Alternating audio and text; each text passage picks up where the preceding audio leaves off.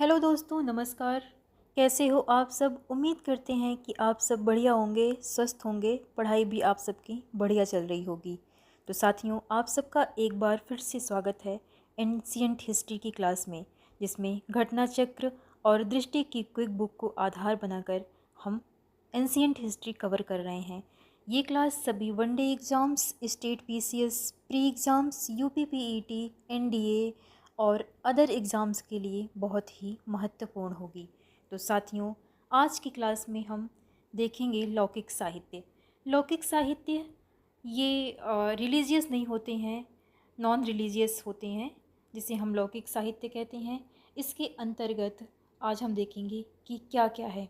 तो लौकिक साहित्य में जो महत्वपूर्ण पुस्तकें लिखी गईं, सबसे पहले तो है चाणक्य, जिसे हम विष्णुगुप्त के नाम से जानते हैं। उनका जो मुख्य प्रमुख नाम है वो विष्णुगुप्त है, चाणक्य तो उनका उपनाम है।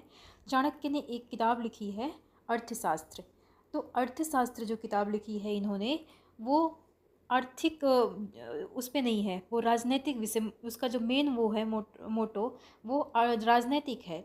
और कब की लिखी गई है, किस बारे में जानकारी देता है हमें उनका अर्थशास्त्र? तो मौर्य काल के सामाजिक और राजनीतिक, थोड़ा बहुत आर्थिक स्थिति के बारे में जानकारी देता है। और ये जो इसकी लैंग्वेज थी वो संस्कृत है। किस लैंग्वेज में लिखी गई है? तो संस्कृत में लिखी गई है।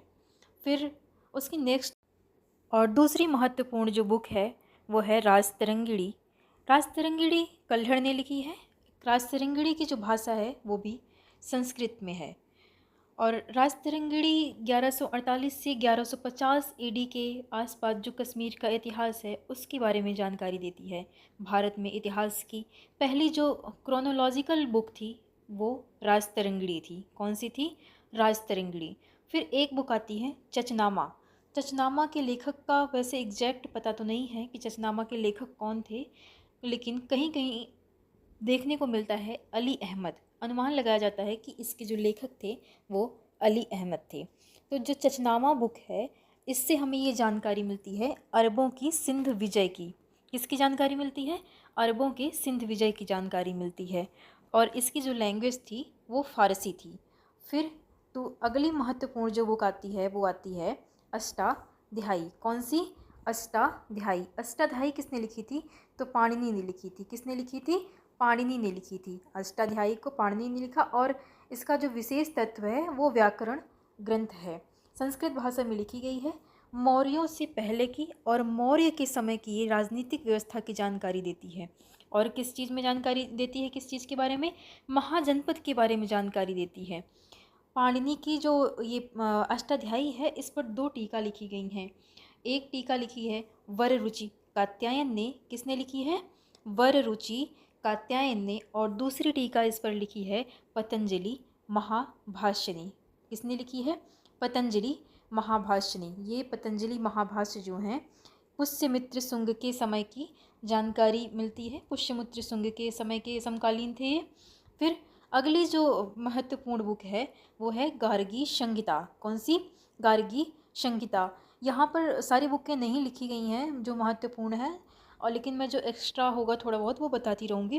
तो गार्गी संहिता के लेखक जो थे वो कात्यायन थे। कौन थे? कात्यायन। गार्गी संहिता में ज्योतिष की जानकारी दी गई है और यवन आक्रमण के बारे में जानकारी दी गई है। किसकी? ज्योतिष की और यवन आक्रमण की जानकारी दी गई है गार्गी संहिता में। और अन्य जो महत्वपूर्ण पुस्तकें हैं, भारवी ने लिखी है किरातार्जुनीयम। और किरातार्जुनीयम ये पल्लव राजा सिंह विष्णु के समकालीन थे। कौन? भारवी। फिर हैं अगले दंडी। दंडी जो हैं वो लिखे हैं 10 कुमार चरितम। क्या लिखा है उन्होंने? 10 कुमार चरितम। 10 कुमार चरितम को किसने लिखा है? दंडी ने। क्या? 10 कुमार चरितम किसने लिखा है? दंडी ने। और फिर उसके बाद अगली बुक है सोमदेव की कथा सरित सागर। सोमदेव की कथा सरित सागर। कथा सरित सागर किसकी लिखी है? सोमदेव की। किसने लिखी है? सोमदेव ने। कथा सरित सागर। कथा सरित सागर सोमदेव ने लिखी है। गुणाढ़ ने लिखी है वृहत कथा। वृहत कथा किसने लिखी है? गुणाढ़ ने। गुणाढ़ नाम के एक कवि थे जिन्होंने क्या लिखा है? वृहत कथा। गुणाढ़। सॉरी थोड़ा सही नहीं हो पा रहा है मुझसे, गुड़ाढ्य सही से लिख लेना। गुड़ाढ्य कैसे लिखा जाता है?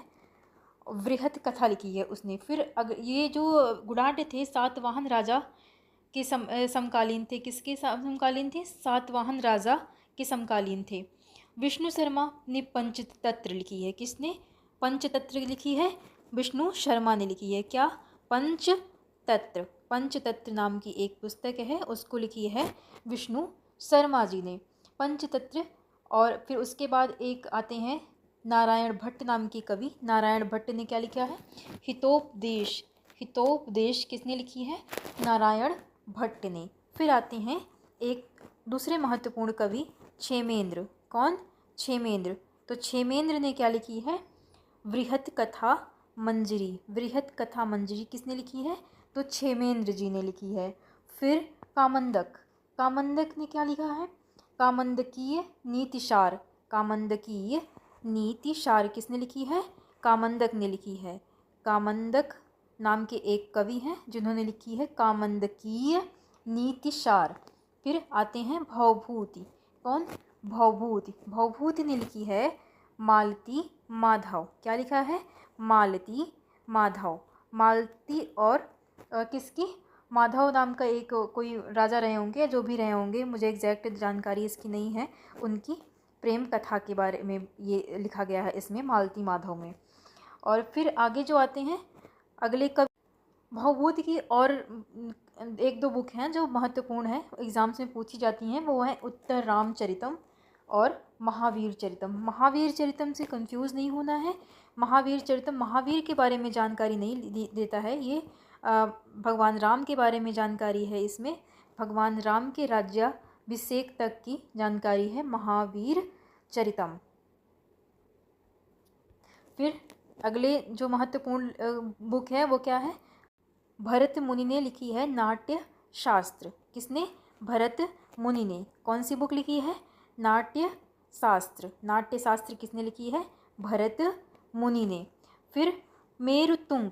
मेरुतुंग नाम के एक कवि हैं जिन्होंने क्या लिखा है? प्रबंध चिंतामणि। प्रबंध चिंतामणि किसने लिखी है? मेरुतुंग। फिर आते हैं जयदेव। जयदेव की जो पुस्तकें हैं वो भी कई एग्जाम्स में पूछी जाती हैं। तो गीत गोविंद और चंद्रलोक, गीत गोविंद और चंद्रलोक और रतिमंजरी। कौन सी? रतिमंजरी। रतिमंजरी जो है ये कामशास्त्र पर लिखी गई है। ये महत्वपूर्ण पुस्तकें हैं जयदेव जी की। फिर बाणभट्ट। बाणभट्ट की जो राजा हर्ष के दरबारी कवि थे बाणभट्ट, उनकी जो महत्वपूर्ण पुस्तक है वो हर्षचरित। हर्षचरित कादम्बरी। जो कादम्बरी थी ये वर्ड की सबसे पहले उपन्यास था। वर्ड का सबसे पहला उपन्यास क्या था? कादम्बरी। कादम्बरी किस पे लिखा गया है? चंद्रपीड़ और कादम्बरी की प्रेम कथा। इसमें क्या है? चंद्रपीड़ और कादम्बरी की प्रेम कथा है। फिर राजा हर्ष। राजा हर्ष ने क्या लिखा है? नागानंद। नागानंद। नागानंद। नागानंद किसने लिखी है? राजा हर्ष ने। नागानंद नाम की पुस्तक राजा हर्ष ने। प्रियदर्शिका। प्रियदर्शिका। प्रियदर्शिका किसने लिखी है? ये भी लिखी है हर्ष ने।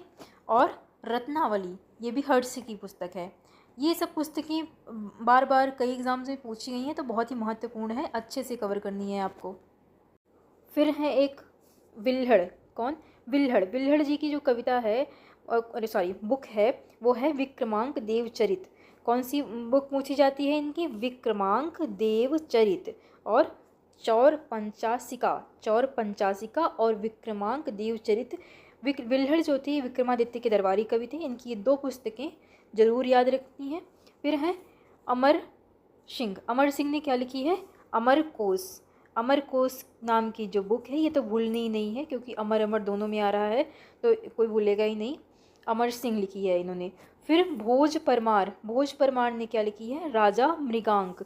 राजा मृगांक ये किसने लिखी है? भोज परमार ने। और शब्दानुशासन। शब्दानुशासन किसने लिखी है? ये भी राजा भोज ने लिखी है। शब्दानुशासन। शब्दानुशासन राजा भोज ने लिखी है। शब्दानुशासन। फिर इनकी अगली जो बुक है वो है सम्रांगण सूत्रधार। सम्रांगण सूत्रधार व्यवहार समुच्चय, व्यवहार समुच्चय, समुच्चय ये किसकी है? ये भी राजा भोज परमार की है।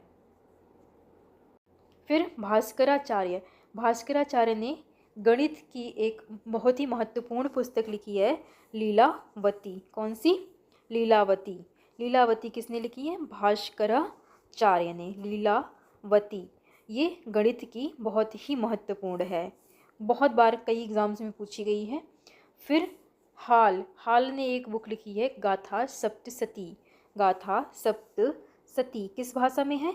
ये प्राकृत भाषा में है। किस भाषा में है? तो प्राकृत भाषा में है। गाथा सप्तशती, गाथा सप्तशती किसने लिखी है? तो हॉल ने लिखी है।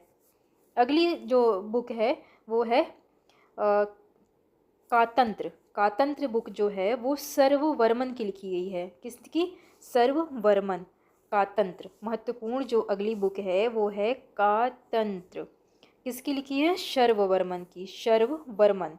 और राजशेखर, कन्नौज के प्रतिहार राजा महेंद्रपाल से रिलेटेड थे ये राजशेखर। काव्य मीमांसा, इनकी जो महत्वपूर्ण पुस्तक है काव्य मीमांसा, मीमांसा ये एग्जाम्स में पूछी जाने वाली सभी पुस्तकें हैं, तो याद जरूर करनी है। और क्या है? कर्पूर मंजरी, कर्पूर मंजरी ये सभी पूछी जाती हैं। और एक और है विद्यशाल भंजिका। 3 पुस्तकें इनकी हैं, काव्य मीमांसा, कर्पूर मंजरी, विद्यशाल भंजिका। धन्यवाद। आज के लिए इतना ही। ये महत्वपूर्ण पुस्तकें इतनी थी तो याद रखनी है, ये लौकिक साहित्य में आती हैं।